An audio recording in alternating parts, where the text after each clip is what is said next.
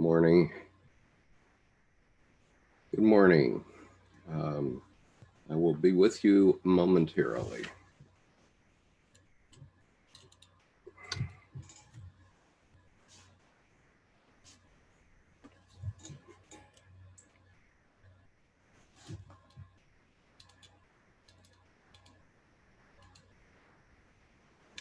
Okay. This is my regular Sunday morning session. It's 8 a.m. where I am. Hello, here's my guest. Just a moment.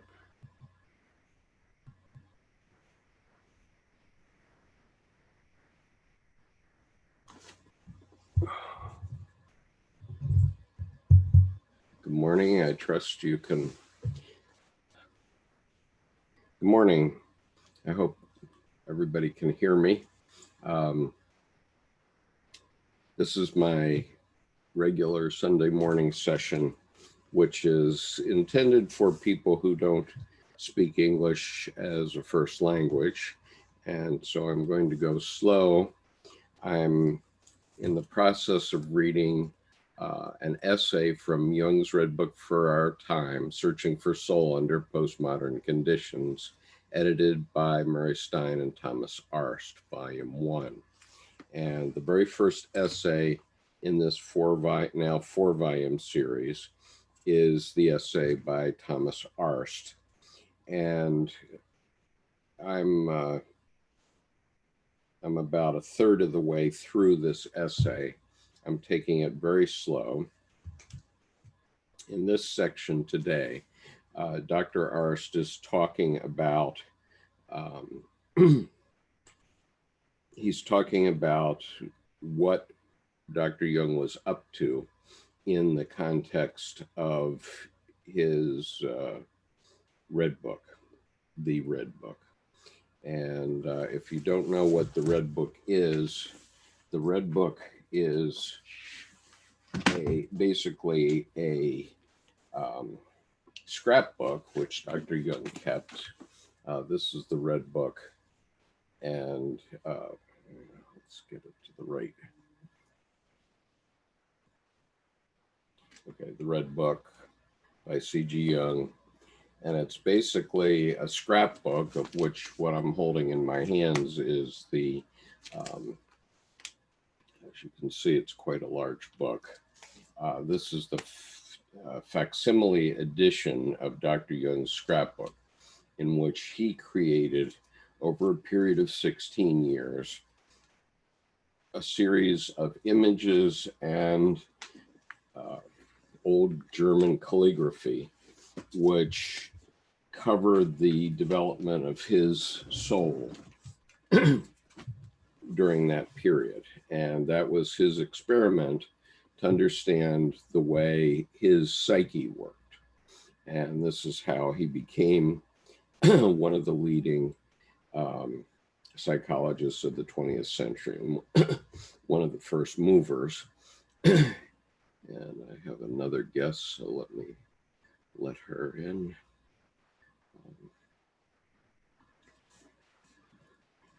So welcome. And Dr. Jung was one of the first movers in psychology. And actually, he's the one that worked out how the psyche actually works, as opposed to a statistical analysis, which can sort of get most everybody in where they are in life, but it misses a lot of outliers. So this is how to understand yourself and what's going on with other people around the world. So I'm on page 22 of this volume 1 of Jung's Red Book for Our Time. And this is Dr. Thomas Arzt's essay, which has the same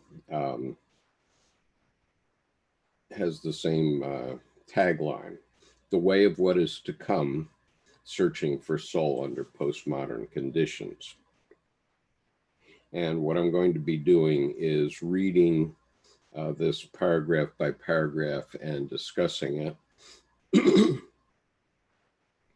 So beginning on page 22, and here he's quoting Jung in the Red Book.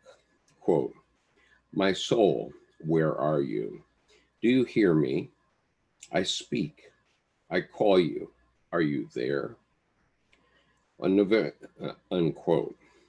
On November 12, 1913, Jung began his inner work on what would eventually become his Red Book. This dramatic passage occurs in the chapter entitled Refinding the Soul.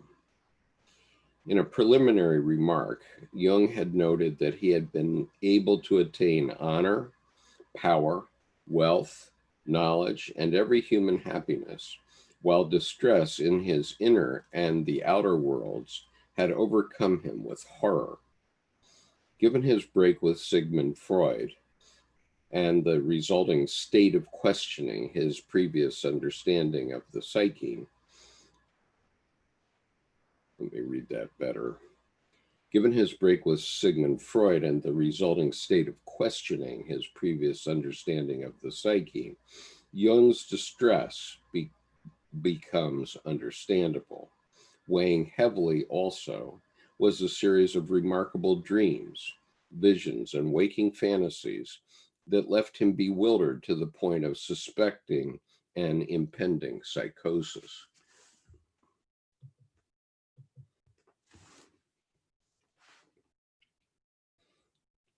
Sorry, I just have to admit a few new people as they come. Good evening, Nick. Welcome.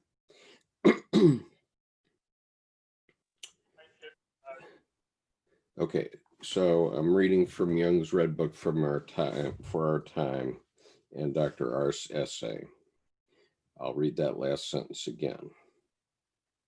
Weighing heavily also was a series of remarkable dreams, visions, and waking fantasies that left him bewildered to the point of suspecting an impending psychosis. Slowly, however, Jung began to realize that, for instance, his waking fantasies on October 1913, in which Europe was flood ravaged, described a precognitive form. Let me read that again.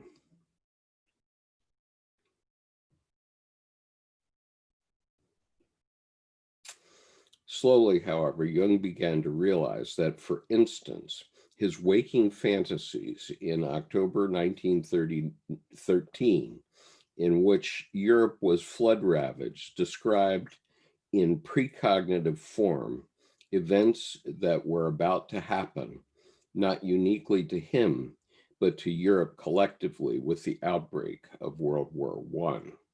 Okay, now the significance of this is that Dr. Jung had 12 visions or dreams between October 1913 and July 1914, which were pretty gruesome. I mean, they involved the flooding of Europe with blood.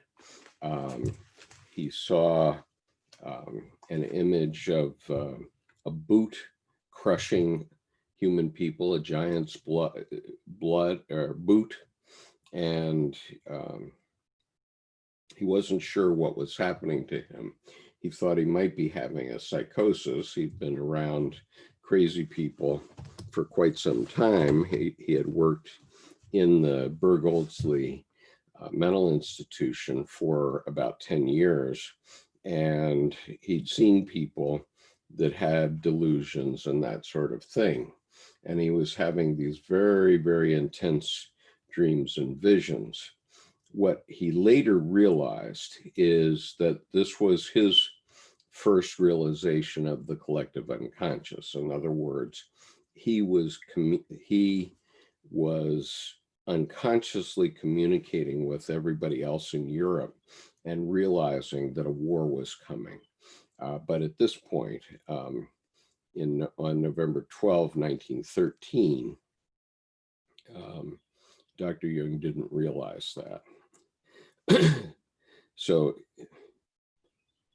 I'll read that sentence again. Slowly, however, Jung began to realize that, for instance, his waking fantasies in October 1913, in which Europe was flood ravaged, described in precognitive form events that were about to happen, not uniquely to him, but to Europe collectively with the outbreak of World War I.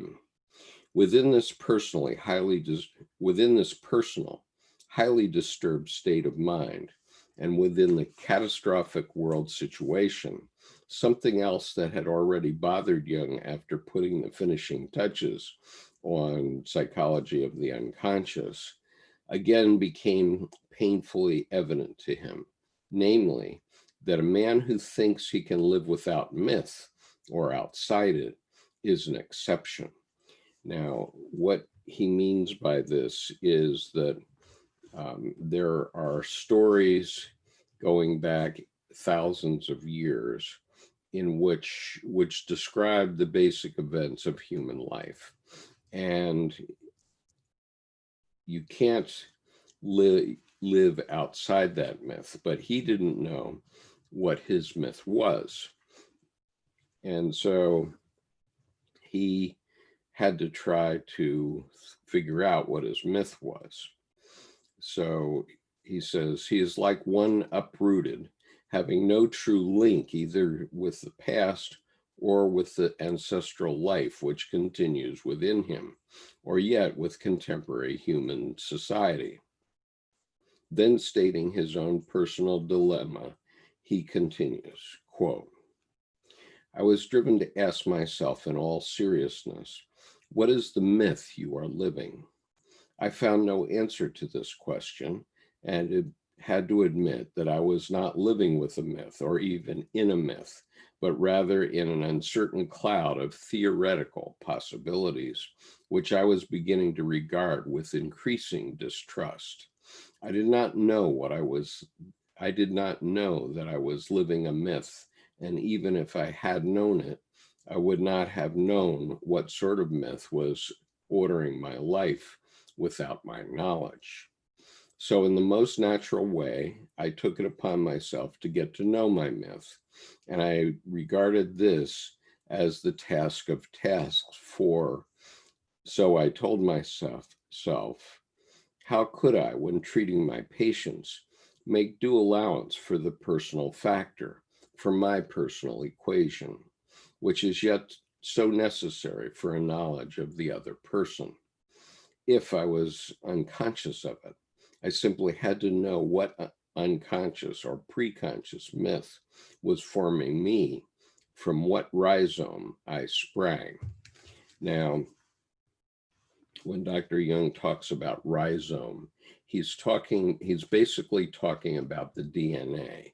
He's basically saying, okay, what am I becoming? And so this goes back to the whole concept. It doesn't go back because he's just discovering it, but it is his whole concept of individuation later on, which is that each of us needs to understand what is driving us to become the person we are.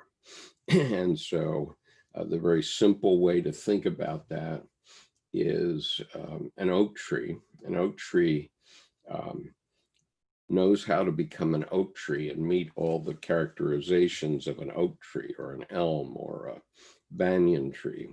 Knows exactly how to do that, but every oak tree is different, and every banyan tree is different, and every rose is different. And so there's something within all living creatures, we nowadays call it the DNA, which makes us become that creature, whether human or vegetable. And so he wanted to understand what it was that was pushing him along. He ultimately found that this was the self, and it's the greater personality, the what he called the 2 million-year-old man. In other words, all of us have ancestors going back 3.5 billion years. We have millions of ancestors, and they've all done two things. They've all done two things successfully. They have reproduced. They have. I'm sorry. They survived until they reproduced. Every one of our ancestors, going back to single-celled organisms, has achieved that. And so that's a pretty amazing idea if you think about it. And so the force that causes us to stay alive until we reproduce is an unconscious force. And Jung referred to it as the self, and it causes us to do many other things as well, as we know. Okay, so that's the end of what Jung said. So he wanted to know from what rhizome he sprang. In other words, maybe there are different rhizomes in the sense that the three basic human races of Black, white, and Asian all are human. So we all spring from the same human rhizome, but our racial features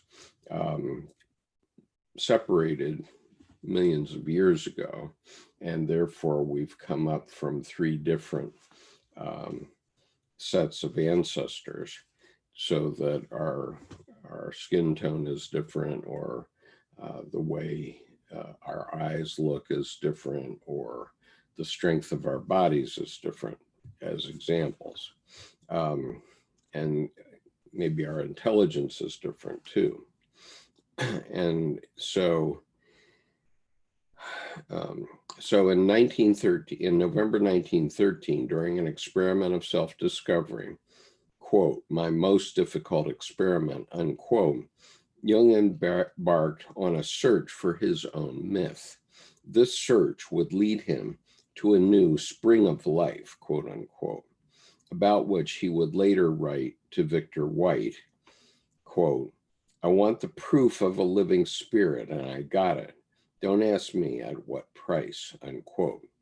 Now, Victor White was a Dominican priest.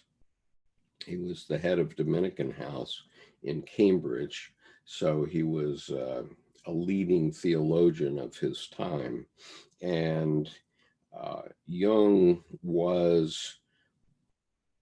he didn't realize it maybe at the time, but he was really working on religious ideas and the religious drive in the human being.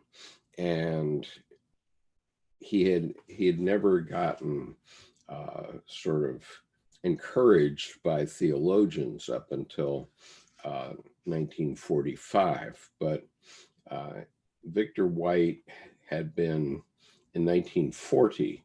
So this is at a time when Jung was 75 years old. And so he'd worked all his life without any confirmation from theologians per se. In 1940, Victor White had some sort of psychological breakdown as a Dominican priest, and he had gone to a Jungian analyst in London, and that analyst had helped Victor White very much. So in 1945, after World War II was over, and now we're talking about when Jung was, how old was he? He was 70 years old in 1945. 1945, he received a letter from Victor White that was talking about his psychology and how much it had helped him 5 years earlier. And Jung felt that that was the first time that he'd had any confirmation from a religious official, a theologian, And so he and Victor White carried on quite a strong correspondence over the next 10 years. Victor White visited Jung several times at Bollingen, which is the building behind me in my virtual background. And so this is one of the things that he said to Victor White. I wanted the proof of a living spirit, and I got it. Don't ask me at what price. Okay, so you could think of this as the living God. Initially, Jung wrote down his fantasies and active imaginations in the so-called black books, which are regarded as a personal protocol of his self-experiment. Okay, now 3 ideas in this sentence. Number 1, the idea of active imagination, which is, think of it as a fantasy in which you enter into the fantasy and you communicate with whatever creatures or people approach you in that fantasy. And it's something that novelists often do, as I discovered, because it happened to me. And so the novelist actually is seeing his characters like a movie going before his eyes. And so when he's writing a novel or she's writing a novel, she's basically writing down what's going on in the psyche. And so that's, in very general terms, what an active imagination is. And so he says, he wrote it down in the so-called black books. And the black books were basically his notes that he used to take notes on his patients in terms of where they were. So he would keep track of them. And there were many of these black books. 8 of them are to be published this year on October 13th. And they'll be available on Amazon from October 13th. They're not going to be cheap. They're going to cost $300 for the set of 8 books. But they're going to be very interesting because they're going to be the basis upon which Dr. Jung later prepared the Red Book, which was his formal presentation. And he didn't have a clear idea that he would publish his Red Book, but apparently something in him told him that it would later be published, because he did it in a very fastidious way for 16 years, very carefully in German calligraphy, like an illuminated manuscript. And he put many of his paintings into this Red Book. And so, so that's what the black books are. And he says, as a personal protocol of his self-experiment. So by personal protocol, what this means is he was writing down the experience in the black books so that he could later transcribe them into the Red Book. From there, they found their way into a red leather-bound folio volume, for which he revised the material while also enhancing it with commentary and carefully drawn and meticulously arranged pictures. In Sonasham Dasani's summary, the Red Book presents, okay, this is a long quote. So this is Shamdasani talking. A series of active imaginations together with Jung's attempt to understand their significance.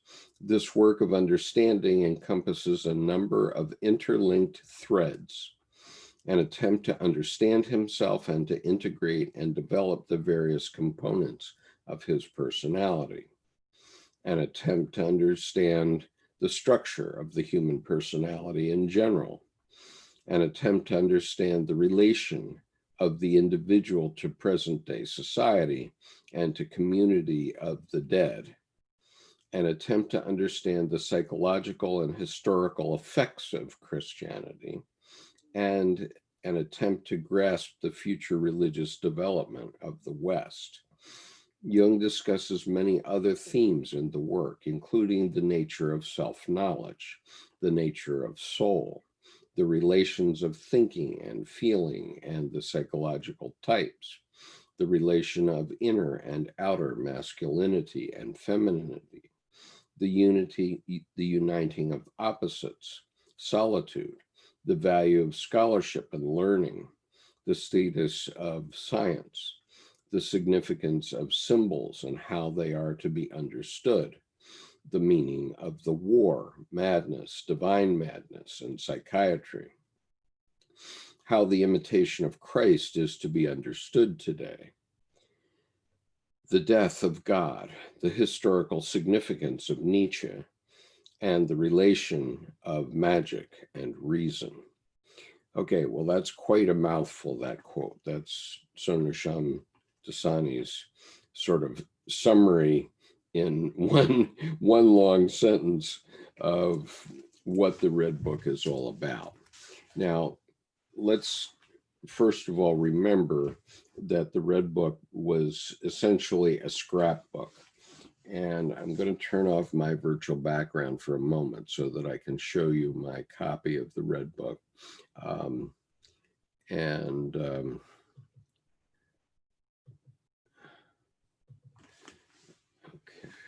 all right, that's off.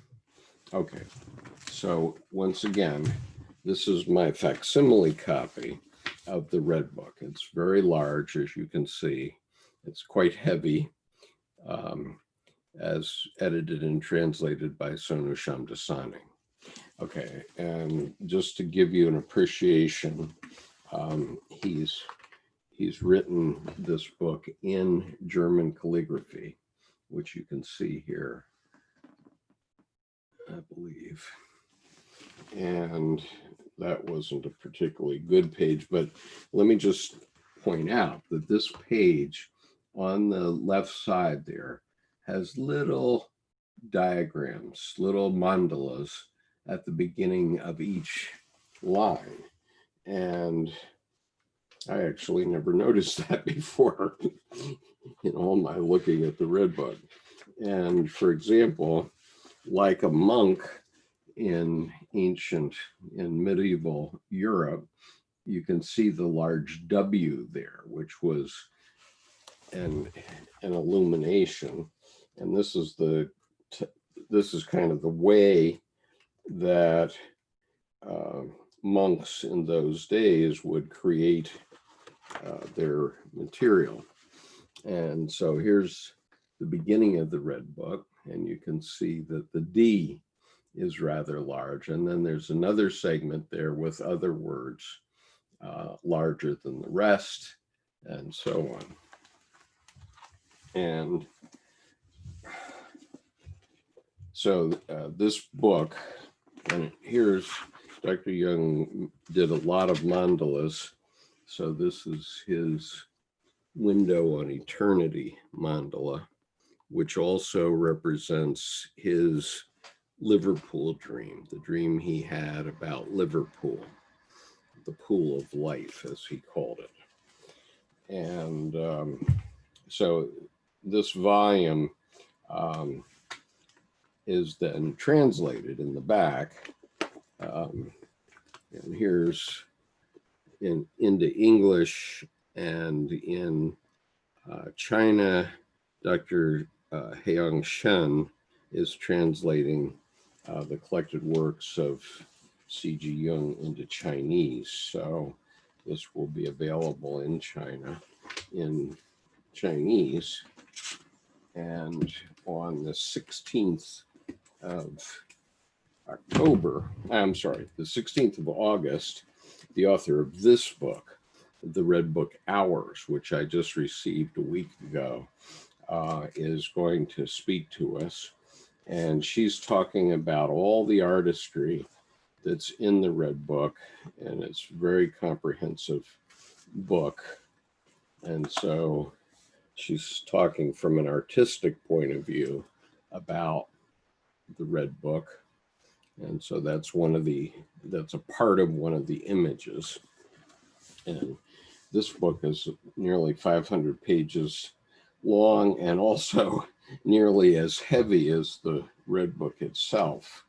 And it highlights, for example, several details that I never even noticed in some of Jung's bigger pictures, like the third image down there actually appears to be a firing squad. Now, I've been meaning to go back and find where in the Red Book that firing squad is and what it means, but I haven't done it yet because I've only had this book for a week. But in any case, Jill Mellick, who's the author of this book, it's almost as big as the Red Book itself, will be speaking to us at 2:30 p.m. U.S. Eastern Time. I'm sorry, Nick, that's going to be 2:30 a.m. Singapore time. I'm sorry for that, but it will be in playback.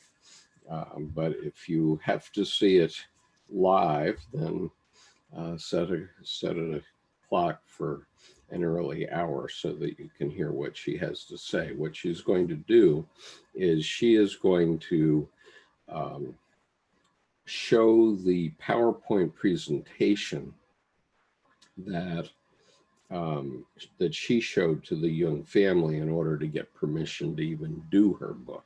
So it's going to be a very interesting presentation. Now, here's a specific business opportunity for someone in Asia, probably. And so let me mention this. A year ago, Dr. Thomas Arzt mentioned to me in his interview that he had arranged for copies of the Red Book blank to be created that are books exactly like the one that Jung had, so that some of the rest of us could create our own Red Book in the same manner as Dr. Jung. And so what he did, and I'm going to put my background back up here, but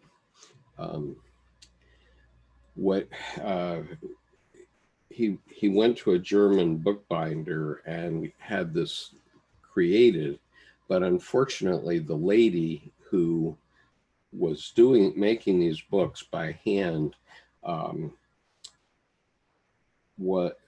has become ill and she can't do it any longer. And so I literally want to find a source for these books, if that could be possible. And probably that source has to be from Asia, from Singapore or from China or from Japan, probably, I guess. And so I have a little 4-minute video about the making of this new Red Book. What I'm going to do is I'm going to try to show it. And Nick, if you would help me, I'm not sure I can show this video here. I'll help you how?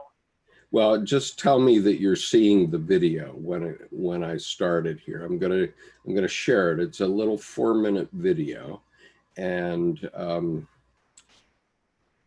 then I'm not sure it is going to show up on Zoom, but we'll find out pretty quickly. Yep. So I'm gonna. Yeah, thank you. Okay, so I'm going to do a share of the video right now. And so this is it still. And yep, okay, so you're seeing it, right?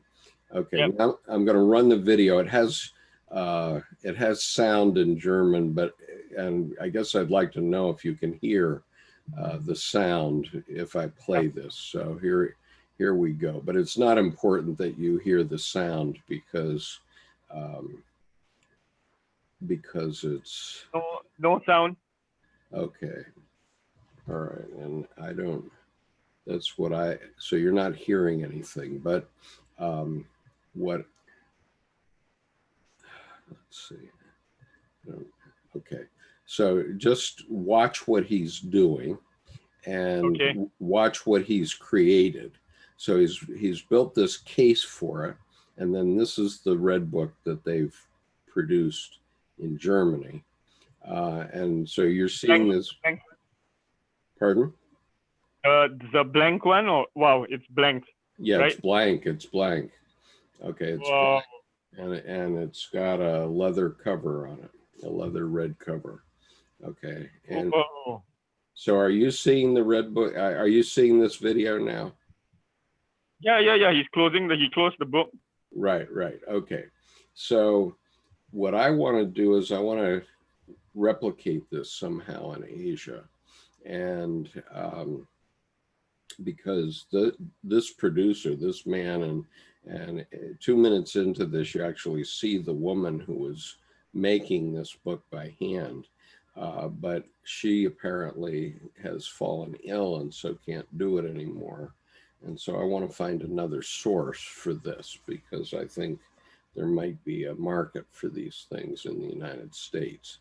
And what I'd like to see is a case that not only holds the red book like this, but also has perhaps a couple of pockets in it that would hold either thumb drives or external hard drives or something like that, because I think these days a lot of us keep our precious things in electronic form, and so I'd like to see a case that does that. Do you Pardon? mean sorry? Do you mean the case as part of the black let's call it a black box, or Yeah, do you mean that's right? That's right. In other words, I like to see little pockets on the black box. So in addition to the red book itself, there would be in the black box little pockets where you could put a hard drive, a thumb drive, or all right, now she's showing exactly the process that she used to make this, and the paper has to be very fine paper, very heavy duty paper, and that is suitable for calligraphy, right? And here she's showing the embossing that they put on the back spine of this book. It's obviously a very beautiful book, right? And she went to great trouble to create this replica of the red book that Dr. Jung purchased in about 1912.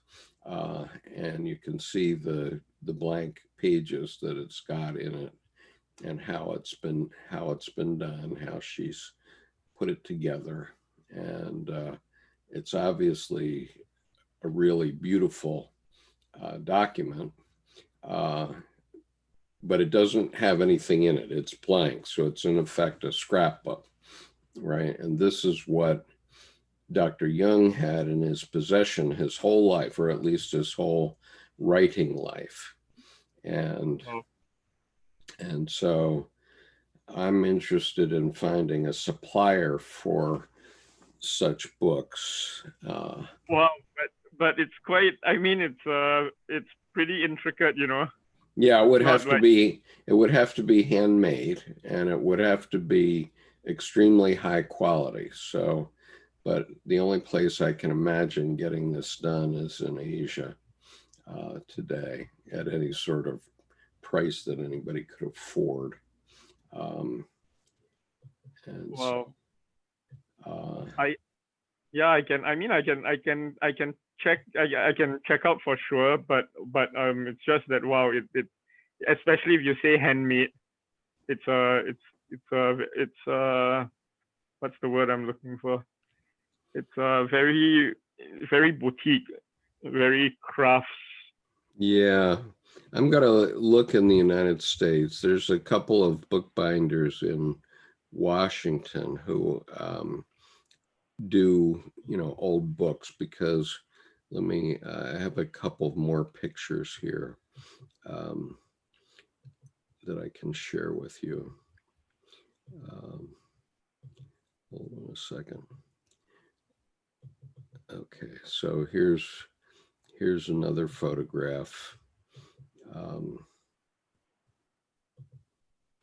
Okay, so you can see it's got the words Liber Novus put into the embossed into it, and so there's this embossing on the cover, and then there's this embossing on the front cover of the book as well. And let's see, I think I have another one too. How come that looks better than ours? Pardon? How come that looks better than ours? Yeah, we tend to have cheap notebooks.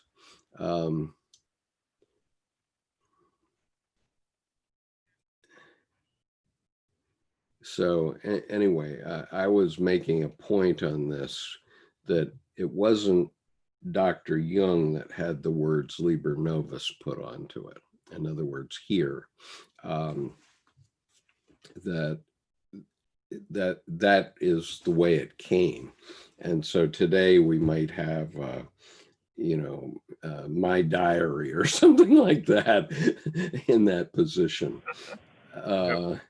But the point is that you could also emboss this with a person's own name, right? Since you're selling a very high quality product here, you could put a person's own name there. I just want to see if I can find one other picture of it, which I did have, but oh, here it is. Yeah, okay. All right, so this is the actual red book on Dr. Jung's desk. So let me pull that screen up. All right, so this is the actual red book on Dr. Jung's desk during his lifetime, presumably, or maybe right after. And there's this amazing video that I keep putting links to it in my, okay. Since we're talking about the red book, let me share this amazing video, but I'm gonna have to find where I have it because it's buried in my videos, but let's see if I can find it. Let's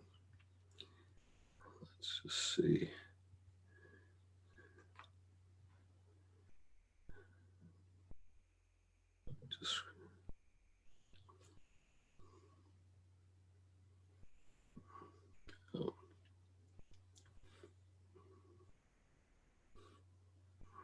It's not there. Just a moment. Wasn't thinking about doing this, but I should have, I suppose. Let me just see if it's here.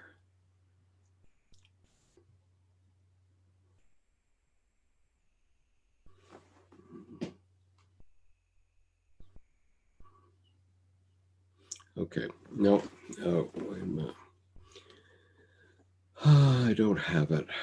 Just a minute. Let me just see if I can find it on YouTube.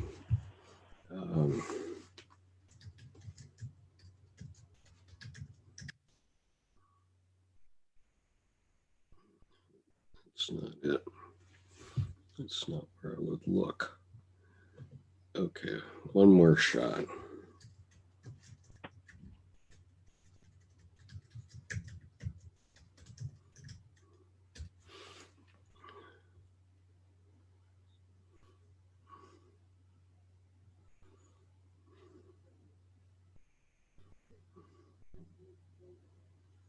No, all right. I'm sorry. I can't find it shortly, but so maybe I'll share that next week. But anyway, Did I share that? Okay, so you saw that though, right?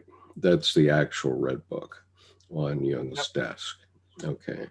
And so then what I have and what many people around the world now have is the facsimile of this. And oh, I know where it is. Let me just look one other place. I was trying to think of the name of this company, but it's Digital Fusion Red Book. Let me just see if that comes up.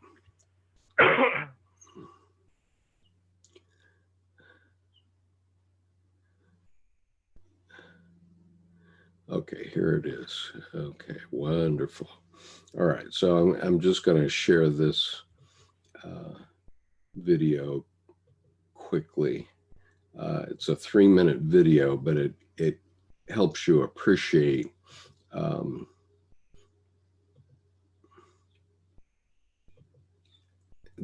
what the red book is. So here it is. You won't be able to hear anything, but it's the visuals that count in this video. Are you seeing this, Nick? Yes, I am. Okay. All right. So here it is. So this is after 48 years, the red book was pulled out of a vault in Zurich, and it was photographed with very, very high quality cameras. And this guy says it's like finding something from the Raiders of the Lost Ark. And I've seen, yeah, no, I mean, let's watch on, but I've seen it a few times, and the music was almost like a suspense thriller. Yes, very much so, very much so. But so if you have a chance, if you're watching this video now and you haven't seen this, I'm going to, while we're watching it, I'm going to grab the link, and I'll put the link in both the chat on YouTube and the chat on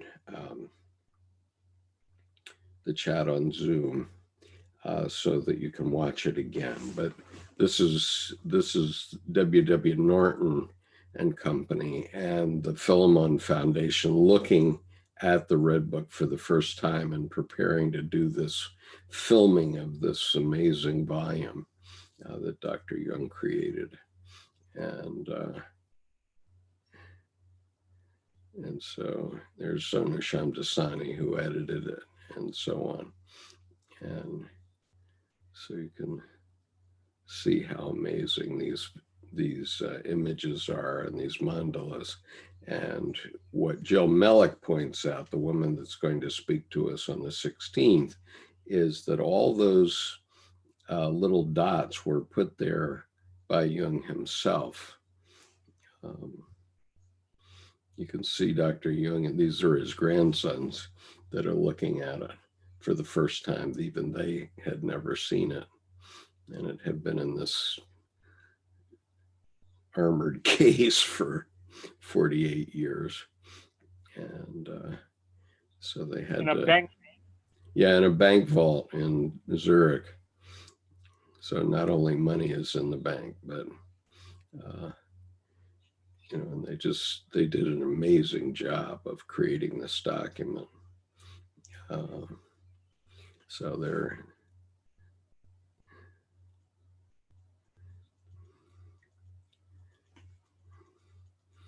So you can see the case that they put it in. Okay, so I will gonna stop that share now. And now on the chat, I will put the link to that video so you can go back and look at it again. And I'll also do that on the YouTube chat right here. All right, so now the YouTube group also has it. And so welcome Jaguar Focus on YouTube. And so now I'll go on. So we were talking about all these topics that that Dr. Jung addressed, and I think I should go back through this long sentence and discuss, we have some time, discuss what it is that we're getting out of the Red Book. And so in this long sentence, and this is a sentence written by Shamdasani, I think, I'm pretty sure, let's see, 38. I'm just looking at the footnote here.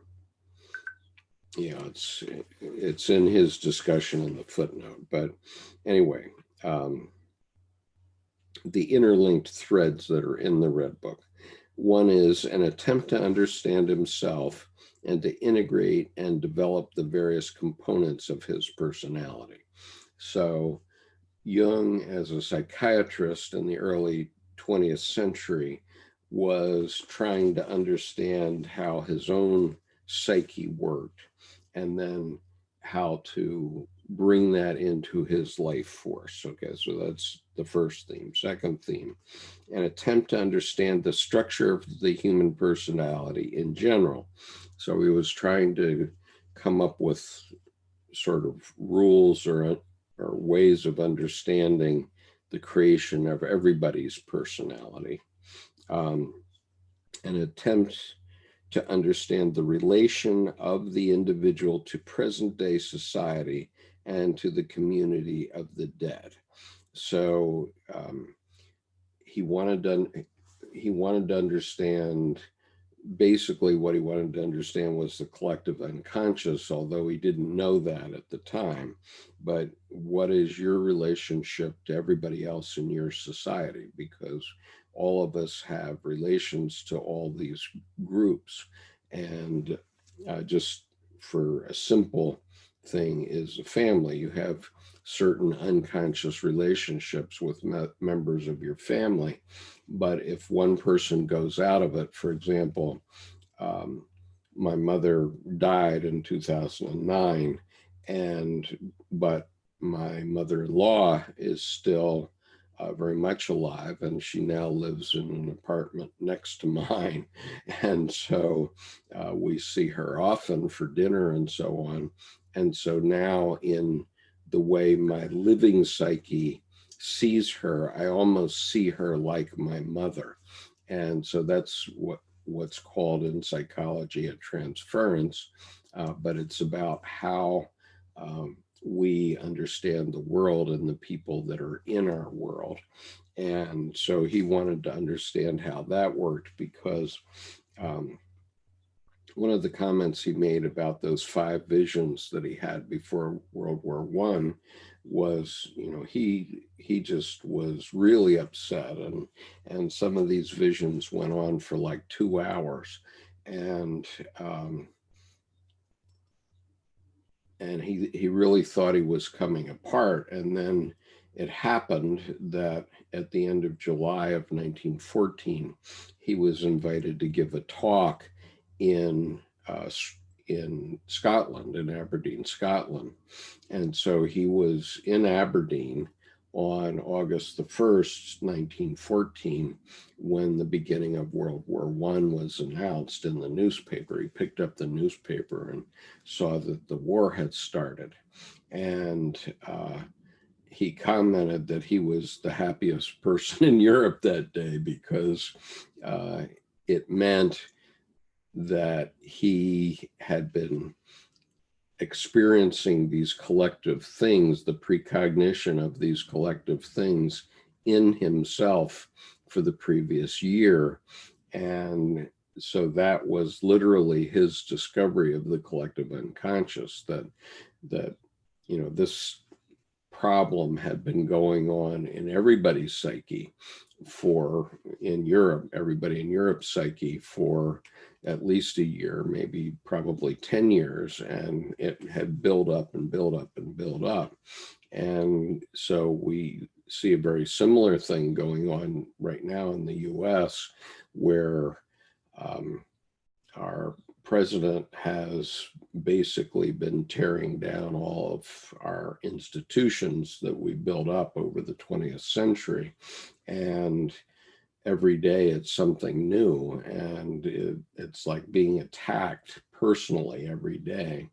And I'm certainly feeling it. Since I'm so intuitive, I very much feel it every day. And I know that it cannot go on. And so things are a big problem right now in the US. And I'm very confident that the US will survive this collective psychosis, but it's going to take a big something, which is probably our election in November, before it's going to start to be resolved. It won't be resolved, but it'll start to be resolved.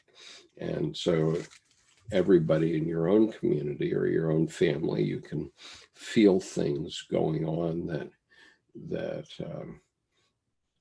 nobody talks about, but you hear them unconsciously. So this is what Shamdasani is talking about here. And so the next point is an attempt to understand the psychological and historical effects of Christianity. So Dr. Jung was the son of a Swiss Reformed pastor, and 7 of his uncles were Swiss Reformed pastors. So he was totally immersed in Christianity. And he was born in 1875, so he was still immersed in the very detailed liberal arts approach to education. And so he, for example, learned Latin and Greek, and during the Middle Ages in university, all the teaching was done in Latin, for example. And it wasn't until later that they figured out, oh, geez, we could teach this in our own language. And so because he was educated in this very scholarly way and educated in a Christian household, he wanted to figure out how Christianity was affecting not only him, but everyone in Europe. And mind you, he wasn't an observing Christian per se. He developed his own, basically he developed his own religion, but I don't mean that by that he meant, or that we mean, that it's a religion that all of us should follow Carl Jung, not at all. But basically what's come out of that, which Dr. Thomas More has written a book about, called A Religion of One's Own. And basically what Dr. More said in his book is that each of us must examine our own life and decide what our connection is to our ancestors, to our society, and we have to have a spiritual relationship with life, with the world. And so that's what we try as Jungians to teach, is to help people have a connection. And so in the coming weeks, I'm going to start teaching the Tarot as a method of understanding where you are psychologically, not from a religious point of view, but the Tarot is filled with the archetypes, which is a fundamental idea of Dr. Jung's, and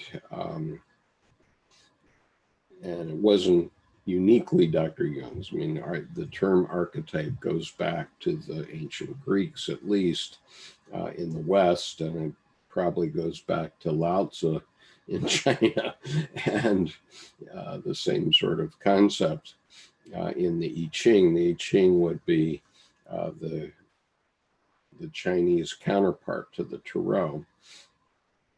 And so I'm not going to be teaching the Tarot as a divination technique, which is the way most people think about it. I've actually already done that, and on the homepage of this YouTube channel, There is a playlist with the 18 videos that I created to train people to read the Tarot from a divination point of view. But what I'm going to do is follow a sort of syllabus that Robert Wang created. This is the book, Tarot Psychology by Dr. Robert Wang. Now, Dr. Wang is a Jungian analyst, and he's written at least 4 books about the Tarot, including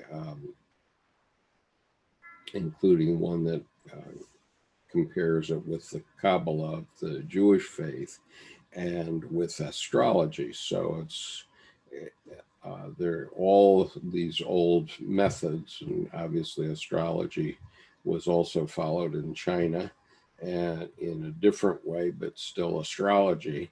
And so what I'm going to do is work through this syllabus that Dr. Wang has created, and it is it will be taking each of the cards of the Tarot, the major arcana, and spending 1 week on each one of the major arcana. And we might spend not 1 week, but 2 to 3 to 4 weeks on the suits. But there are 22 major arcana. So the beginning of this will be 22 separate weeks during which I'll discuss each of these cards, which is an archetype in psychological life, and talk about all the different ideas that surround that. So the first one of those will be a week from tomorrow, which will be the Empress card, which represents mother. And obviously the mother archetype is the strongest archetype for all of us. We all have a mother, and we all have an opinion about mother. And so that's how that will begin.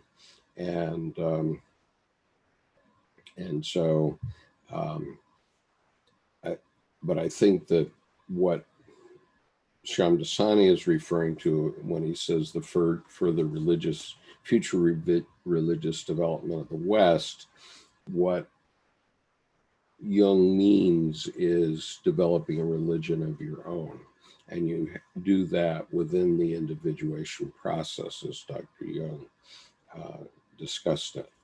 And so many of his works do have a religious and a Christianity orientation, because he was trying to describe to Westerners things that were already known in the East for maybe 2,000 years earlier, because both the I Ching goes back 5,000 years, and the Bhagavad-Gita goes back 500 years, or 5,000 years, and Christianity only goes back 2,000 years. But what I'm finding in my recent work is that the Bhagavad-Gita really contains as major themes the major themes of Jungian psychology. So Dr. Jung must have recognized when he traveled in the East and in his long academic study that in the East, things that he was putting into his psychology were known long before, and he was trying to put them in the context of the West so we Westerners could understand them. And he gave that hint in the Red Book on page 154, where he put a quote from the Bhagavad Gita exactly next to his painting of Philemon, which was his manifestation of his self. And so the same sort of thing happens in the Bhagavad Gita. And he left us that hint to now have somebody like me who's familiar with both East and West to come along and discover and realize that this is what he was doing. And so that's what I have done. So So those are the major themes that Shamdasani mentions. And then he says, Jung discusses many other themes in the work, including the nature of self-knowledge, the nature of the soul. What is the soul? The foundation of our lives. The relations of thinking and feeling, and the psychological types, which also appear in the Tarot. They appear, thinking would be represented by the suit of swords, and feeling by the suit of cups in the Tarot. And the relation of inner and outer masculinity and femininity, obviously all of us have some residue of the other gender. Even though we may physically be one thing, we may feel like the other thing. And that manifests in homosexuality, but it, in gays and lesbians, but it's not only them, it's all of us have those sensations from time to time. And the uniting of opposites, well, all religions pretty much have understood duality as important. It obviously is very significant in Taoism, as represented by the yin yang symbol. And the opposites are the source of our psychic energy. That's how we move, because if everything was the same, then we'd all be just inert. But because the opposites are in play, they create psychic energy and make us move. And so the status of science, he's pointing out that the scientific method basically ruled out a large part of our psyche, in that it ruled out the irrational. It wants to make everything very rational. And unfortunately, we can't live our lives that way, because we live our lives on the irrational side. All the rational things are all around you. You can look around you, and every physical object that you see is a product of the logos, of rationality, of making design drafts or typesetting or whatever it is. But none of that is alive. The only things that are alive are you and me and potted plants and the pets, maybe. And so all that is irrational. How do you use it? A Bible is only a black doorstop unless you put life into it. And so we need to start understanding that we live our lives on the irrational side, and see how that should be understood in our life. So that, and the problem with science is the tendency to hold all variables as fixed, and then decide for one variable. So solve for X, and then you'll understand something. Well, that helps to an extent, but the trouble is our life doesn't work that way. We can't take all the variables in our life and make them constant. They're not constant. And so science can help us understand things. It can certainly help us get an idea of the way things work, but then there's the irrational side too that we have to take into consideration. And unfortunately, the Enlightenment was actually an endarkenment, because it turned away from understanding the way life works. And so now we have to go back and understand that again. Okay, so the significance of symbols and how they are to be understood.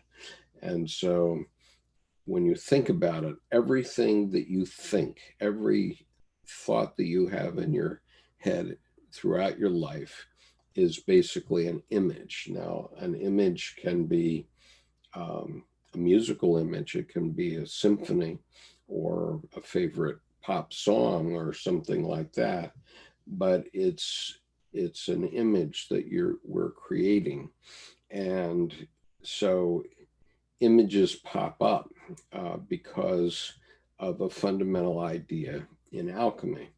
So the fundamental idea in alchemy is that there's one thing, and from that one thing, its antithesis, its opposite, is created. So now you have a thesis and an antithesis, and those things have to create something new, otherwise they keep clashing.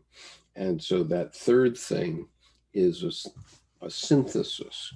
So for example, you're going to bake a cake, and you have products, you have the ingredients, those are thesis. You have a theory that those ingredients will make something, and the antithesis is you know how to make something if you have those ingredients, and so you mix the two together, and now you have a cake, and you can eat that cake, and it's something new and different. That's the significance of it. And so now you have this third thing, which is the synthesis. And so that then produces a fourth thing, which is a new level of consciousness. Now we know that if we take these ingredients and this knowledge and we put it together, we can bake a cake. And now we have something new, which is an idea which we can put in a cookbook. And that's a fourth thing. And so now we have a cookbook, which makes it possible for everybody to bake a cake, and not only the person that it was the originator of the idea. And so that's a new level of consciousness, and all of our life works like that. And so that's the magic of alchemy. And so what the alchemists were doing was figuring those things out. It was not trying to produce gold. Okay, maybe that was something that they convinced the king, so the king would keep giving them money. I don't know, keep them working. But what they were really doing was finding these higher levels of knowledge, and so they kept going up and up and up, and that's what alchemy was doing.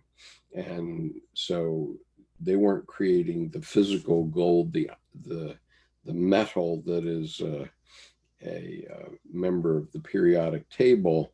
They were creating psychological gold that gives us more and more and more consciousness. And so that's the opposites. So that's the significance of symbols. So a cake is a symbol of bringing together the thesis of the ingredients and the antithesis of the idea of what you can do with the ingredients, and you create the symbol is the cake, which symbolizes that conjunction, and that's a new thing. So the meaning of war, okay, well, he certainly got into the meaning of war.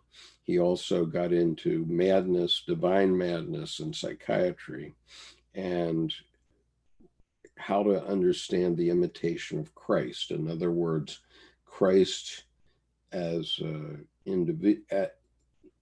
the image that we have of Christ, he is a symbol of the self, because what Christ did was he had a calling to represent himself as the Son of God, and he saw his calling through to the end, no matter what, right unto death. And so when we imitate Christ, we have to understand our calling, what we're called to do, and then pursue that no matter what happens. And so we see that happening on the streets of America today, where we have demonstrations where people are called to come out on the streets and complain about their grievances to the government. And that's a calling. And some of them have paid with their lives or with their eyesight or whatever it is. So the next point is the death of God.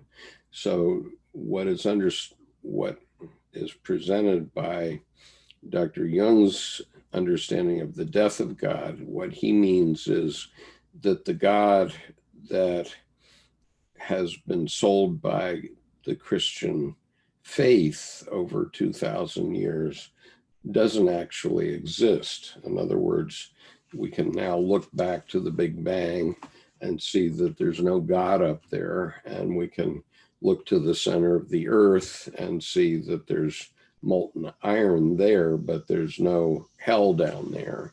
And so heaven and hell are something different. And so late in his life, 40 years later, Dr. Jung made the emphatic statement that every religious statement of whatever kind is a fact of the psyche. It's not a fact of the physical world. And so God is not dead, but we have to understand God in a different way than what we have done. And so that's that point.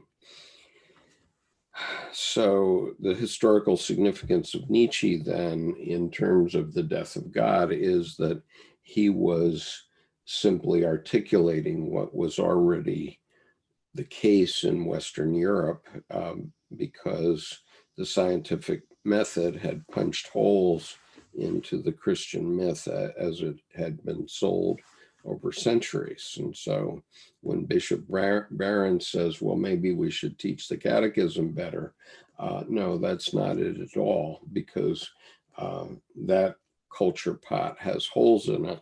And so what you need to do, Bishop Barron, is you have to reconnect your religion to your parishioners and to their actual lives, and then you'll bring Christianity, or you'll bring Catholicism back. But as long as you're losing 6 Catholics for every one you bring in, you're not connecting with your constituency.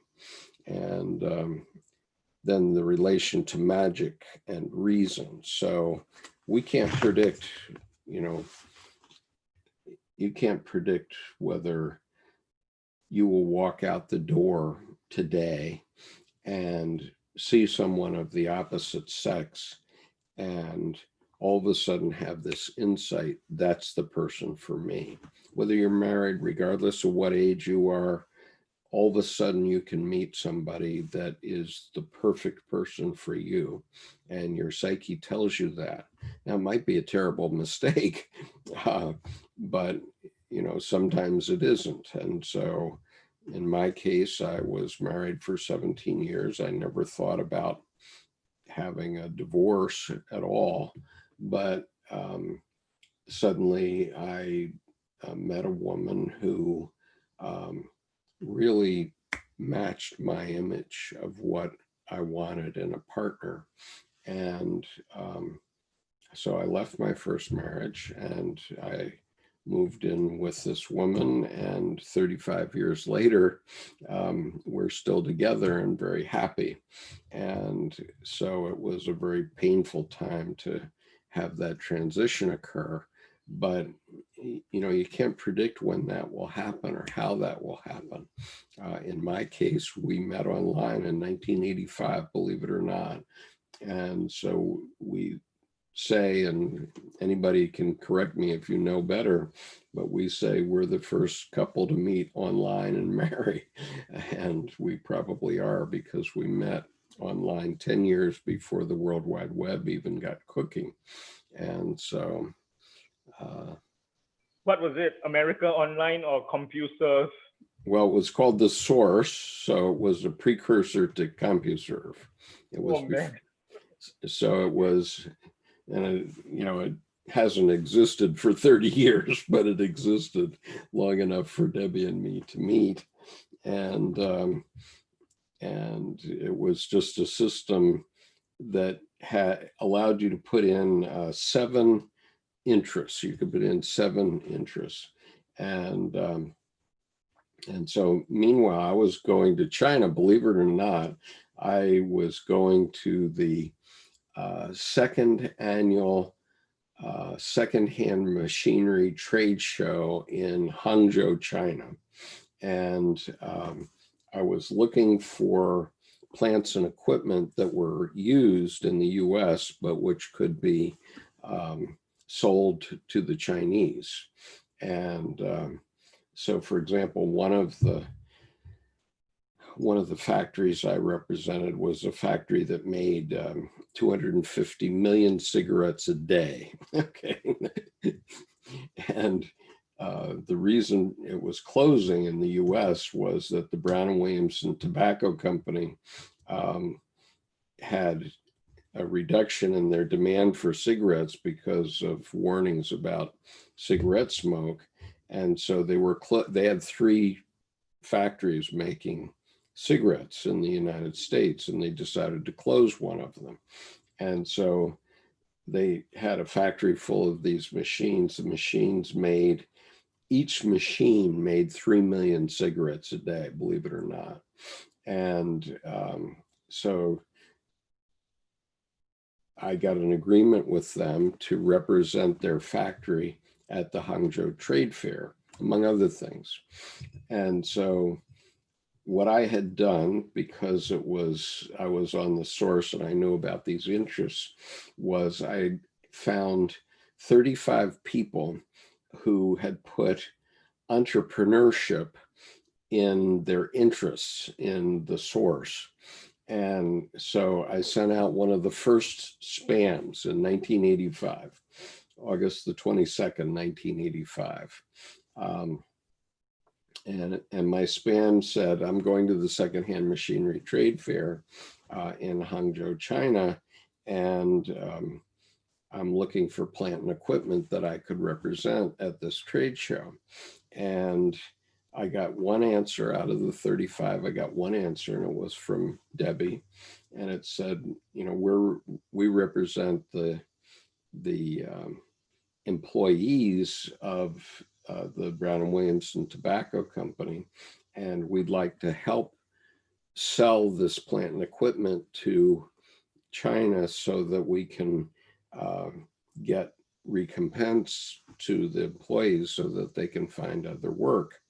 And so that was the one response I got, and I ultimately ended up representing Brown and Williamson, and so I had this one response. And I said, that's interesting. I wonder what she's about. And so I looked up her 7 interests, and it said Japan, Japanese language, yachting, and a few other things. And there were 6 out of the 7 were the same as my interests. And since she said Japan, Japanese language, I said, oh yeah, I bet, because I had just come back from Japan, and every time somebody told me that they spoke Japanese, I said, I would say, Doku ni Benkyo shimashita, which means, where did you study your Japanese?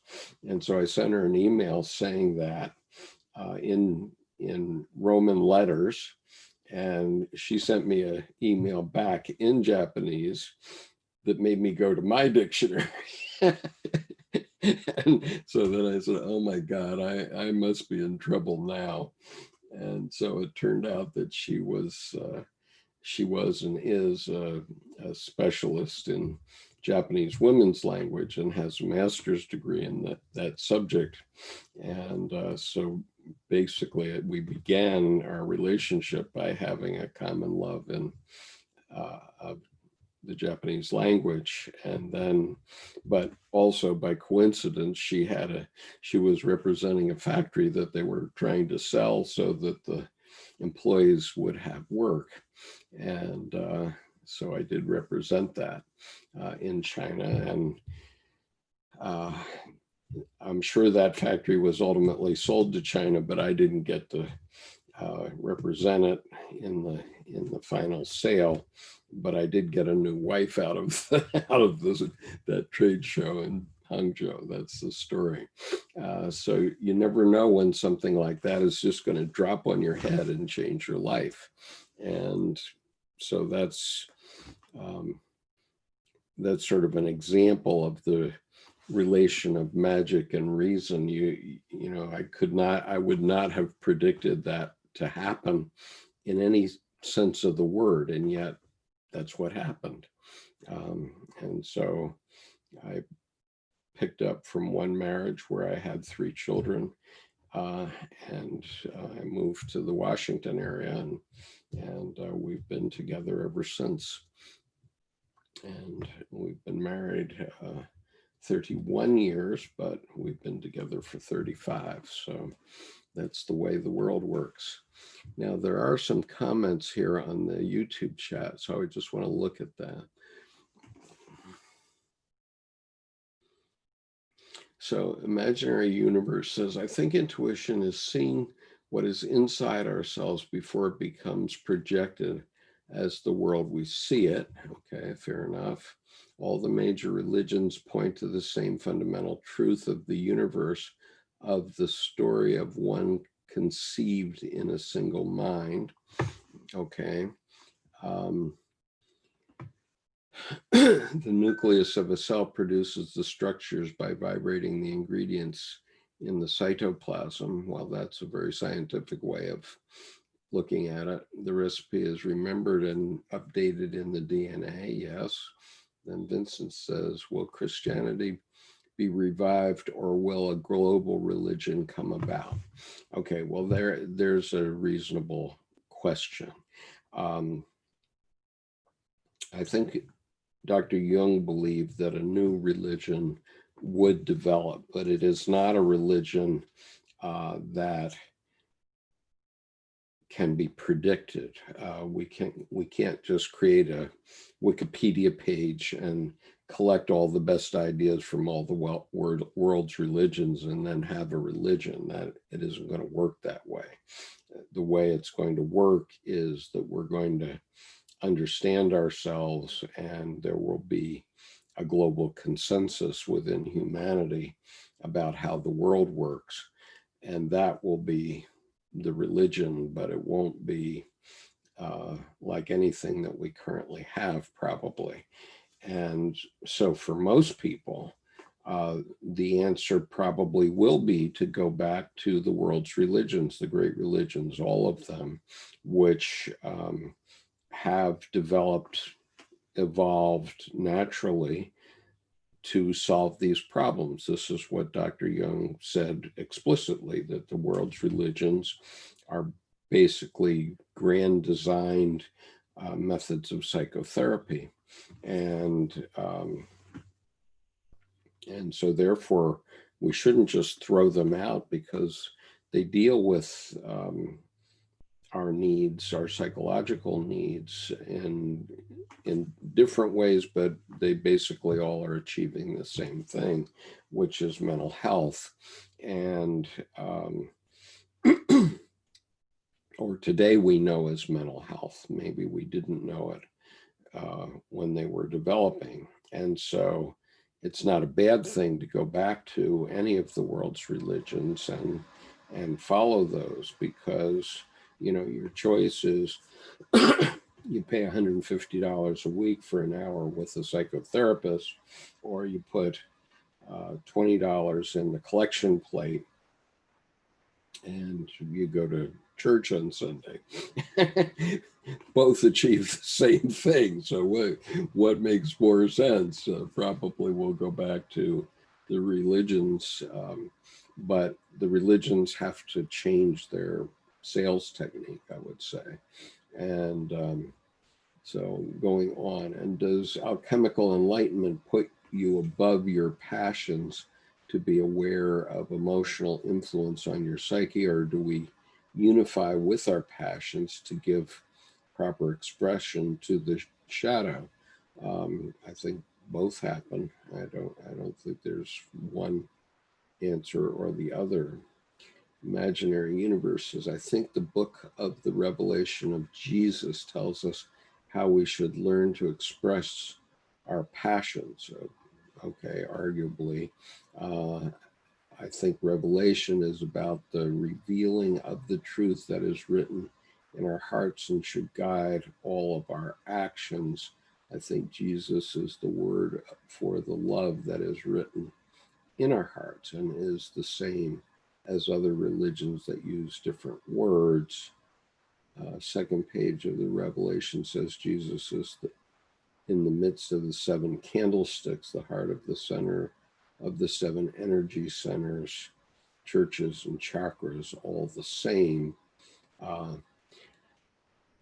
Yeah, I mean, I can't disagree with anything you said, imaginary universe, but what I would say is that Revelation is a vision that came to one man, John of Patmos, and he expressed this revelation out. And so he was discussing that as I think he was in the 4th century, if I recall correctly. I don't think he's the same John as John the Apostle. And so, in any case, he had this vision, which was a very powerful vision, and he wrote it down, and it became the last book in the Bible because it was such a powerful vision. And so when the Bible was created in 325 AD at the Conference of Nicaea, that vision was extremely powerful because at that time, human beings didn't have all the scientific knowledge that we have today.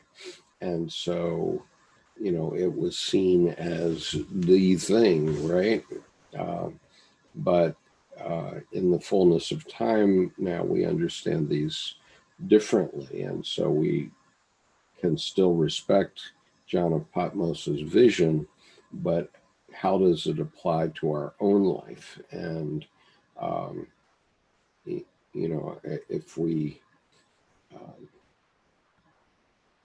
if we think of the vision in our rational mind, in our scientific method mind, then we don't see a time when Jesus is going to come back with a sword sticking out of his mouth or any other such thing. But from a psychic point of view, right, Jesus's words were like a sword and are like a sword even today. And so if we see them in that way, then as metaphor, they are representative. And so this was Dr. Jung's point, that all these religious statements of whatever kind are statements of the psyche. They're not statements of the physical world. But, the many theologians still want to sell it as statements of the physical world. And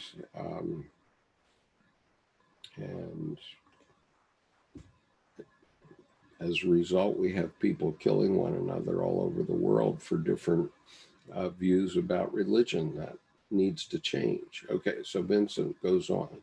Is Hollywood and consumerism our current psychic container? Well, certainly materialism is a kind of religion, but it's an empty religion because there's never enough. And, I actually have a photograph that expresses that perfectly. And so I'll just share it with you since we're all here. Let's see. I have to get back onto my Zoom here, so I'll share this.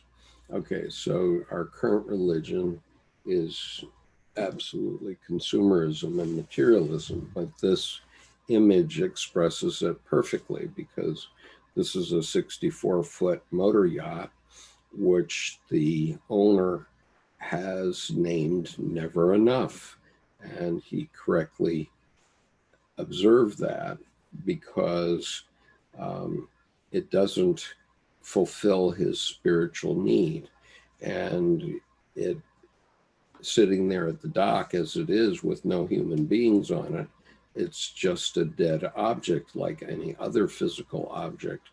And there's no life in that. There's no visible life anywhere in that photograph.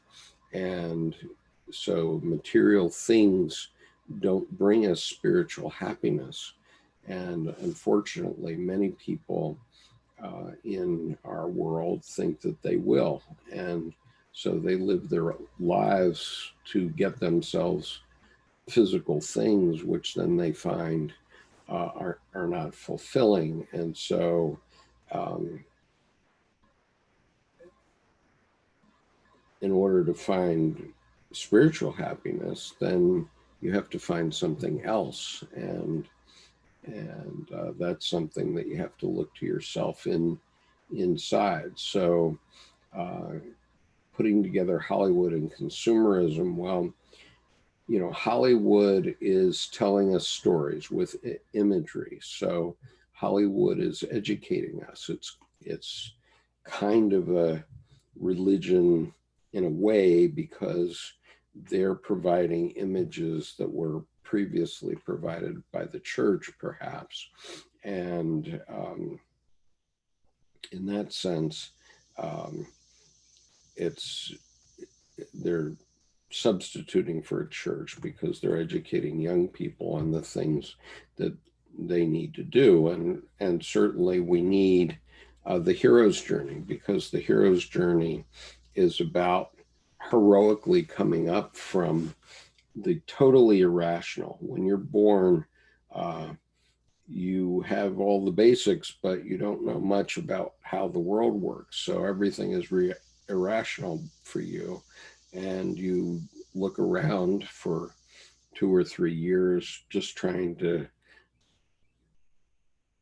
understand what's going on. You know, this is chaos. You're born into a chaotic world, and it takes you 2 or 3 years to even say your first word. But eventually your psyche allows you to start working it out. And so what religions did was that they gave handrails to people to understand how certain things worked in the world, and they still do. But so do movies, and so do parents. And as I'm going to start to be explaining in my Monday night class, which is every Monday night at 8 p.m. Eastern time, I'm going to be showing how the Tarot, through the archetypes, is also providing us with handrails so that we can work it out, so that we can understand where we are in life and who we're dealing with. And that's what's represented in the Tarot. So that's why I'm going to be talking about that. Okay, so then another person whose name is in Arabic says, seeing that this is Jungian channel, I have a question related to the notion of active imagination. Recently I've been encountering Dr. Jung and not animals. Should I be looking for animals? And I have been conducting active imagination therapy sessions with Dr. Jung. The dialogue is surreal, and the epiphanies nearing the psychedelic experiences. I'd like your opinion on what this type of exercise. Well, I think that the exercise is a good one. If you have Dr. Jung himself talking to you in active imagination, you probably have found the gold standard because he's also been talking to me for decades. But that doesn't mean only Dr. Jung. I mean, in an active imagination, anything can talk. A rock can talk. Your pen can talk. Animals can talk to you, and that doesn't happen in the physical world, but it can happen in the imaginary world. And so the fact that you have Dr. Jung talking to you is probably a good thing, but you don't be totally trusting of it. You need to remember Dr. Jung's dictum, which related to a verse in the Bible, which is 1 John 4:1. Okay, that's the first letter of John 4:1, chapter 4, verse 1, which is examine the spirits whether they be of God or not, because of the opposites, because of duality, we have two sources of energy coming to us at any given time. And on any number of multi-thousands of parameters. So every one of them has a duality. And so whatever you're moved to do in your life, you have to ask yourself, is this the right thing for me, for my life, for my community, for my grandchildren? Is this going, if I do this thing, whatever my spirit is telling me I should do, is that going to be the best thing? And, very honestly, when I separated from my first wife, I didn't know if it was going to be the right thing or not. Ultimately, I've come to conclude that it was the right thing for me and for my family. And, 35 years later, I can say that my relationship with my daughters is every bit as strong as I would have expected if I had stayed in that marriage. And my relationship with my ex-wife is that of a sister. I still love her, but I love her like a sister, not like a spouse any longer. But we were able to achieve that transition in a very mature and adult kind of way. And so as a result, 35 years later, I think things are as good as they ever could have been if I'd stayed in that marriage. But you have to examine the spirits and decide whether it's the right thing. And, in my case, I couldn't change what was going on between me and my first wife. I had tried very hard to change those things, but I had been unable to. And ultimately, I decided it would be better to stop trying instead of continuing to argue constantly about it. So anyway, I do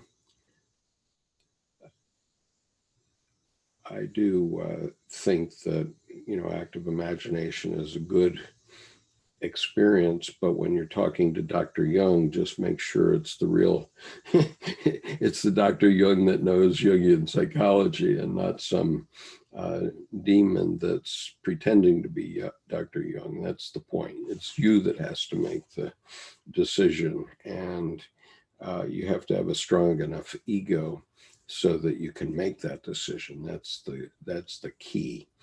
And Imaginary Universe says, I agree, revelation is a metaphor about realizing our shadow self and not about judging others. Well, it's about judging others too, because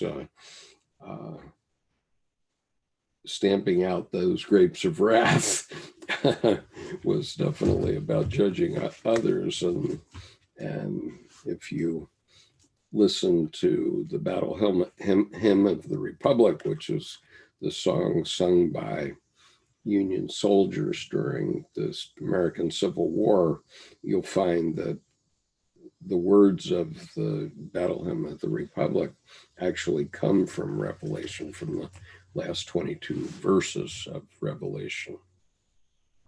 Okay, so I'm going to go back. Let me see, it's now 9:45. Let me just see here.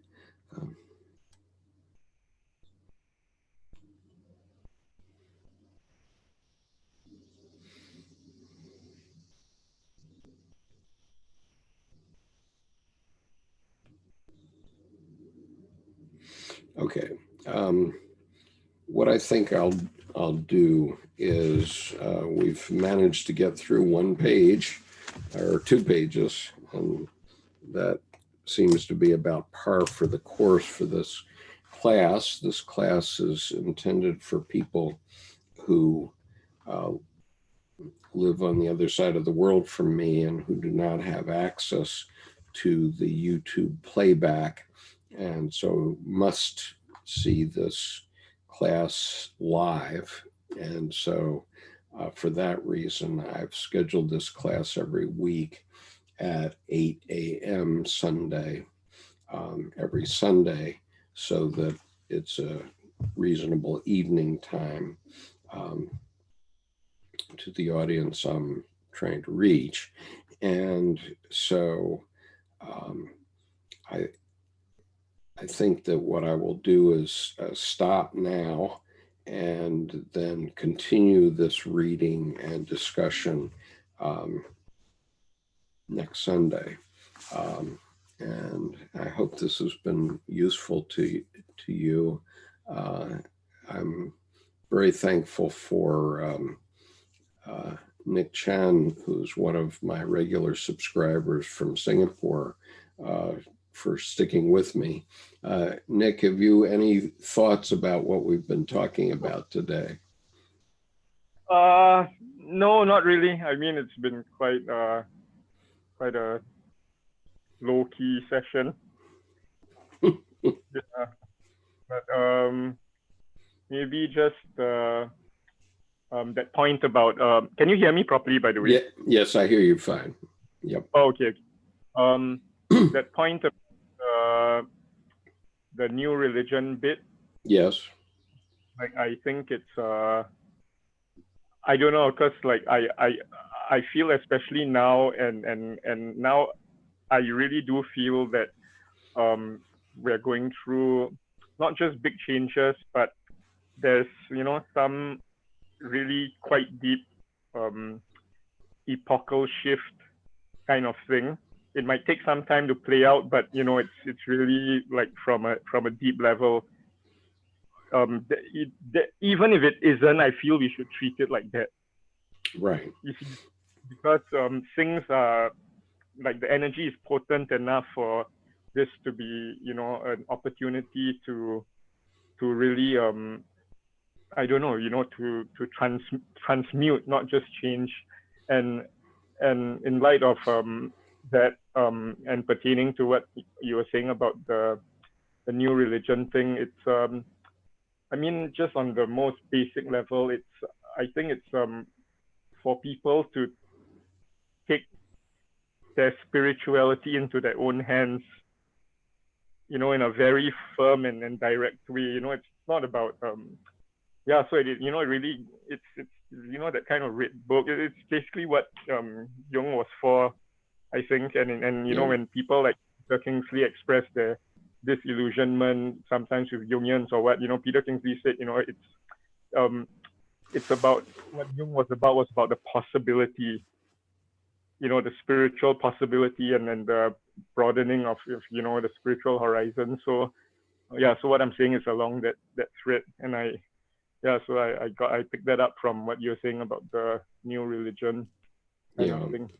We all have to reflect on what it is that's most important in our lives, and religions kind of offered that for centuries, millennia, but then they lost their purchase when the scientific method kind of said, well, that's not true, and that's not true, and that's not true. And so we have to see the world quite differently from the way we saw it even 30 years ago, because now all human beings have access to all the information in the world, or essentially all, except for government secrets maybe. And we can get it on our desktop. Debbie and I were looking at the Great Courses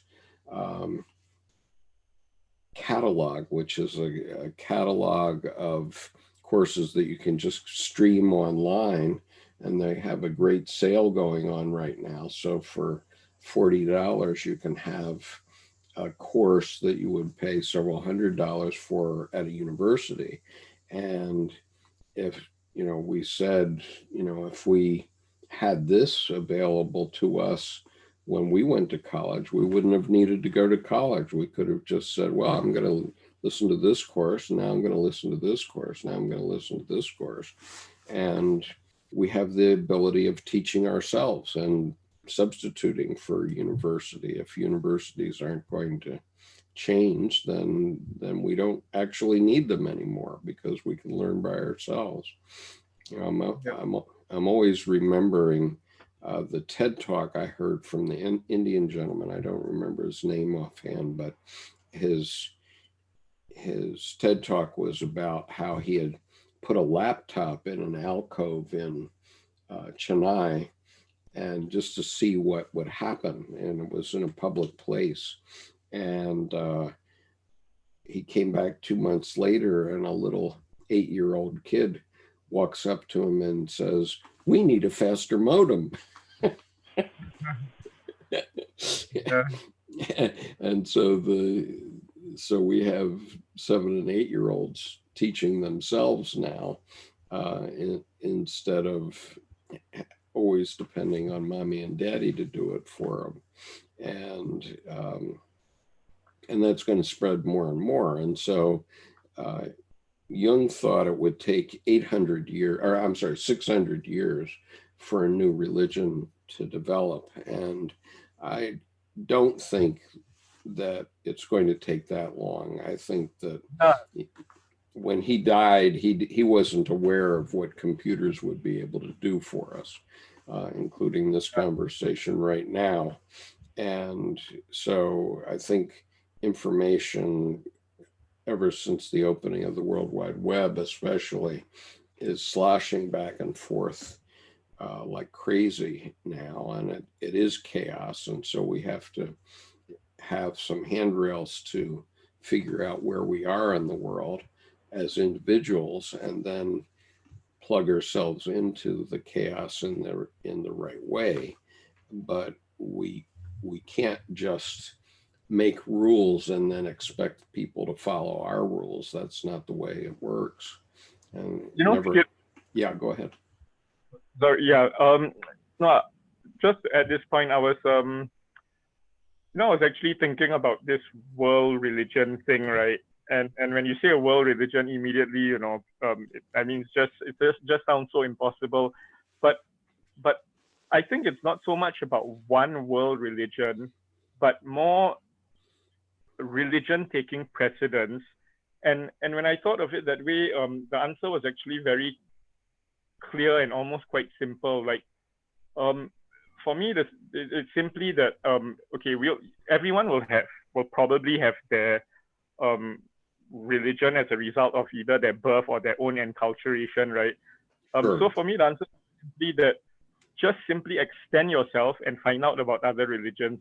So it's even things like what you're doing with Khushbu. So Yes. That's my answer for the world religion thing, because when you do that, I feel that inevitably your own perception and experience of your own religion will be enriched. Absolutely. And you know what I mean? You find that commonality thing. So actually that's the answer for me. Like, if you talk about world religion, so it's not so much about world religion, but one world religion, but a world religious inclination. Right. And it's based on communication and sharing. And so I don't know, that might sound But it's Yeah, really I think a world religion or a new religion is sort of the wrong way to think about it. yeah, Edinger talked about the time of the Old Testament, the Jewish time, being a time of the law. In other words, religion set down rules, the Ten Commandments or whatever they are. Um, and this is the way you are to live your life. And people didn't have any other choice, so they pretty much said, okay, we're going to live our life that way. And you can see how those things evolve. For example, in great ape communities, the alpha male has all the females hanging around him, but that left all the beta males out, right? And so eventually human beings came along and said, well, wait a minute, we can't have it that way. We're going to have one female to every male, and we're going to stick with them for life, because if we don't marry and have a certain amount of patriotism to our spouse, then we're always going to be fighting in our own community all the time. And I'm sure that that's what does happen in chimpanzee communities and great ape communities. And so and it's always the alpha male being king of the hill, right? and so human society decided that we could make rules, so we could say, that thou shalt not kill. Well, that probably at Abraham's time or at Moses's time, when he did the Ten Commandments, it probably meant thou shalt not kill somebody else in your community, but it's okay to kill this guy over here because he's trying to steal my land, type stuff, right? and so that was all well and good when the human species was extending out, and they didn't have to have a battle over territory, because there was always more territory. So if you didn't want to fight a battle, you could go start farming in the next lot or next county, and nobody much would bother you. But now we've filled the earth, and we can't think that way anymore. I mean, that's the way the Americas came to be, right? Because it was, everybody decided, I want a new world where there's no limitations. And so in my family's case, my ancestors just wanted to farm. They wanted to farm without being in a war all the time. And they were in a war. They were in the 80 Years' War, where the Spanish Catholics came up to Holland every summer and tried to beat the Dutch back into being Catholics. And the Dutch said no way. And so every fall they just flood their country, and the Spanish would go back to sunny Spain. And that went on for 80 years. But in the middle of that, my ancestors say, well, I'm going to go to the New World because I can farm there. And so then they started to farm in the New World. And and so that's the way human beings could be 400 years ago, but it's not the way we can be today. And so therefore we have to live as community, and now we have to learn to live as global community, because we're all dependent on what the others do. I mean, it's all well and good if we in America make very strict rules about air pollution, but if China doesn't do it, and if India doesn't do it, then we're still going to be polluting our atmosphere terribly, and not to mention killing our citizens. So anyway, this time of the Old Testament was a time of the law, when we developed laws. But then at the time that Christ came along in the West was a time of belief. a time when, and mind you, I agree, China and India were way ahead of the West, right, in terms of spiritual development. But in the West, then there was a change in the belief, so that there was this idea of a good God, and since nobody had any science, that God could be conjured up in a certain way that everybody could believe in it. So you could get communities to work on a cathedral for 100 years, for example, and everybody would do it. But and their life would have meaning by doing that. But now we have other issues. We now have a global community, and we all recognize that we're adrift in a leaky lifeboat in the middle of a sea, which we call the universe, and we're all going to have to find ways to cooperate if we're going to survive as a species, if life on Earth itself will survive. And it's going to be tens of thousands of years before we can move many species off our planet to somewhere else where we could survive, to another leaky lifeboat someplace, to a better leaky lifeboat. And so we're going to have to figure out how to cooperate, most of us, with the exception of a handful of people who might make it to Mars in your lifetime, let's say. But the rest of us have to live here, and that means everybody. and so we have to have, as you say, we have to have this epical moment where we understand that we're going to have to figure out ways to get along with one another. And so Edinger said there was the time of the law and then the time of belief, and then they say, and so now we have nothing but the time of psychology, where we understand ourselves as a species better, understand that we have far more in common than we have different, understand that how we look at things differently isn't really so different. In other words, as you correctly point out, Buddhism does much the same thing as Christianity, and the Bhagavad-Gita has much to do with what Dr. Jung taught. Okay, and so now we have to see those similarities. The time has come, instead of turning away from each other, and if somebody else has a different idea, we have to fight them and try to kill them. Instead, we need to turn back toward them and say, geez, what do you know that we don't, that we could learn from? And what I've learned from reading the Bhagavad Gita with Kushbu is that we all can learn from the Bhagavad Gita. I'm not saying that any of us who aren't Hindus are going to become Hindus, but from a psychological perspective, we can really learn a lot from the Bhagavad Gita, and that's why I'm putting my stake in the sand to read the whole thing into this channel, so that people who aren't exposed to it in their youth can at least see that it's nothing dangerous.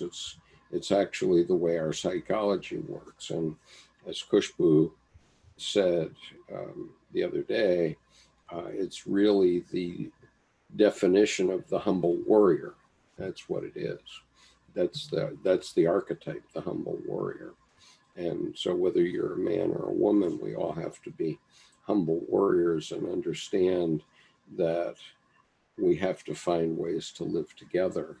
And so this new religion isn't going to be a religion of dogma that we all agree to and it's this way and no other way. That isn't the way it's going to be. The new religion is a religion of diversity, where together by clashing ideas or bringing ideas together, we then select as a species what's the best thing for now. And it might not be the best thing 10 years from now, but whatever we decide is the best now is what we choose. And sometimes we're going to make mistakes. Certainly from my perspective, the American populace made a mistake in selecting our leader 4 years ago. And, I don't know whether that's going to get fixed this year or 20 years from now. I'm hopeful it'll be this year. But, when it happened in Germany, it took 25 years to correct. And as Dr. Jung said, he knew World War II was going to come in 1919 because he was seeing it in the dreams and visions of his patients. And so, it takes time for the human species to change. And we've had a tremendous shock to the system in the form of the World Wide Web, but we can't shut it. If we shut it down or shut ourselves away from it, as some countries have done, then we're avoiding the inevitable, because inevitably we are going to have to collaborate and communicate in order to understand one another and in order to survive in our universe. And so from the point of view of individuation, like an oak tree, I see you, Nick, and me as both being oak trees. Okay, we're very different, but we're both human beings, and we both were born with more or less the same equipment for life. Yeah. And everybody on the planet today would recognize both of us as human beings, just the same as if you went outside your door and had two oak trees out there, you'd recognize them both as oak trees, but each one would be different. And so that's the way we are as human beings. And there are something like 8 billion of us now that are all different. And so we need to celebrate that and figure out, where is the right answer going forward. It can come from anybody. It can come from any one of us. And so we have to see that. That was Jung's point.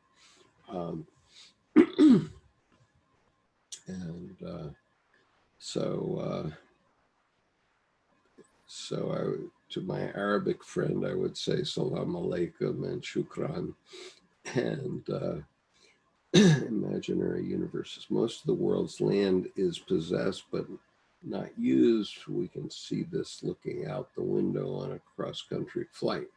Yeah, we can certainly see it even in India, which is a very, very crowded country. But when you fly, for example, from Mumbai to Bangalore, let's say, or to Hyderabad, after you fly out of the city or over the city, almost you see no evidence of human habitation anywhere.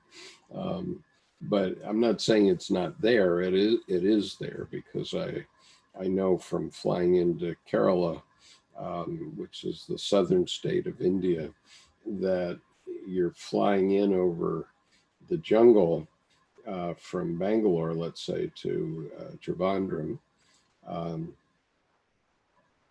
Tiruvananthapuram, and all you see is jungle down there. But then when you're down on the ground, that jungle is just crammed with people in the state of Kerala, and so the people are down there. You just don't necessarily see them. I used to wonder if driving across the American West, I could be any place where at night driving along, I would not see a light. In other words, where there would be no evidence of human habitation. If I was someplace other than on the highway. Obviously you see lights on the highway, but I was wondering if I could be anywhere in the United States where I would not see a light. And I've been looking for that for about the last 50 years, and I've never seen it. In other words, I've always seen a light no matter where I was. I could always see a light someplace besides the highway.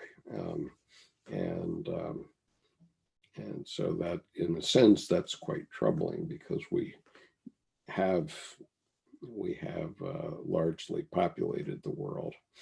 Now, maybe there are some places in Africa or someplace where you could drive along and not see it, but here you can. So anyway, thank you all, and thank you particularly Emily and others who were here, who only have this opportunity. And I will continue on page 24 of this essay next Sunday. And I'm sorry it's going so slow, but this essay that Dr. Arzt wrote is so profound, and it contains so many things on so many different levels that it's necessary to unpack it in order to understand it. So we've gotten through about 10 pages of it, or maybe more, but it probably is going to take another 5 to 10 weeks to get through the entire thing and properly unpack it so people can understand it. So we'll do that again next Sunday at 8 a.m. U.S. Eastern Time, which for Nick is 8 p.m., correct, Nick? Or now it's 11 after 10, right? p.m. Yeah. Yep. So I'm very grateful to my audience in the Far East for being with me today. And I look forward to see you again next week. And Nick, thank you for joining. Nick Chan, for those of you who don't know, has been a long time subscriber of mine and does participate in our advanced reading group. And so I'm very appreciative for that. Nice to see you again today, Nick. So, yep. Same. Nice. Yep. Peace. Take care. Yeah. Bye-bye.